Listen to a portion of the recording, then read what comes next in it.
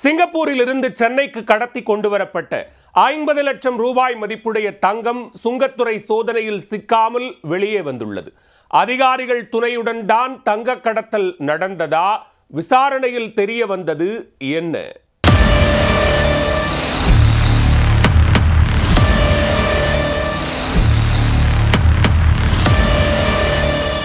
சென்னை மீனம்பாக்கம் அண்ணா பன்னாட்டு விமான நிலையத்திற்கு வியாழக்கிழமையன்று காலையில் சிங்கப்பூரிலிருந்து ஒரு விமானம் வந்தது.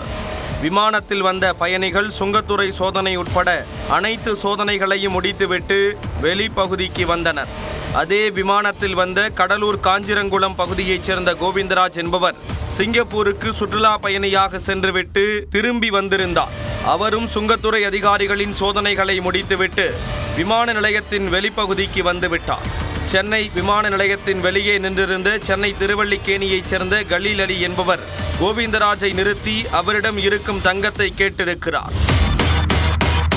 அப்போது கோவிந்தராஜ், ஏற்கனவே ஒருவர் வந்து தங்க பார்சலை வாங்கி போய்விட்டார், என்னிடம் தங்கம் எதுவும் இல்லை, நீங்கள் எனக்கு தர வேண்டிய கமிஷனை கொடுங்கள் என்று கேட்டுள்ளார்.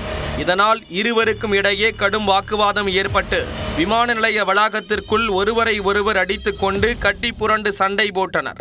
அப்போது பாதுகாப்பு பணியிலிருந்த சென்னை விமான நிலைய போலீசார் இருவரையும் பிடித்து விமான நிலைய காவல் நிலையம் அழைத்துச் சென்று விசாரித்தனர். அப்போது கலீல் அலி தங்கம் கடத்தல் குருவியாக கோவிந்தராஜை கடந்த சில தினங்களுக்கு முன் சுற்றுலா விசாவில் சிங்கப்பூருக்கு அனுப்பி வைத்த விவரம் தெரிய வந்தது. சிங்கப்பூரிலிருந்து கலீல் அலியின் நண்பர் ஒருவர் கோவிந்தராஜிடம் 50 லட்சம் ரூபாய் மதிப்புள்ள 700 கிராம் தங்க பார்சலை கொடுத்து அனுப்பியிருக்கிறார். அந்த கடத்தல் தங்கத்துடன் சிங்கப்பூரிலிருந்து சென்னை வந்த கோவிந்தராஜ் சுங்க சோதனையில் சிக்காமல் வெளியில் வந்துவிட்டார். ஆனால் வெளியில் வந்த கோவிந்தராஜ் தன்னை சிங்கப்பூருக்கு அனுப்பி வைத்த கலீல் அலியிடம் தங்கத்தை கொடுக்காமல் மறைத்து வைத்துக் கொண்டு ஏமாற்றியது தெரிய வந்தது. பின்னர் கோவிந்தராஜ் தனது பைக்குள் மறைத்து வைத்திருந்த தங்கத்தையும் போலீசார் கண்டுபிடித்தெடுத்தனர். கடத்தல் தங்கம் விவகாரம் என்பதால் போலீசார் இருவரையும் சென்னை விமான நிலைய சுங்கத்துறை அதிகாரிகளிடம் ஒப்படைக்க அவர்கள் தீவிர விசாரணை மேற்கொண்டு வருகிறார்கள்.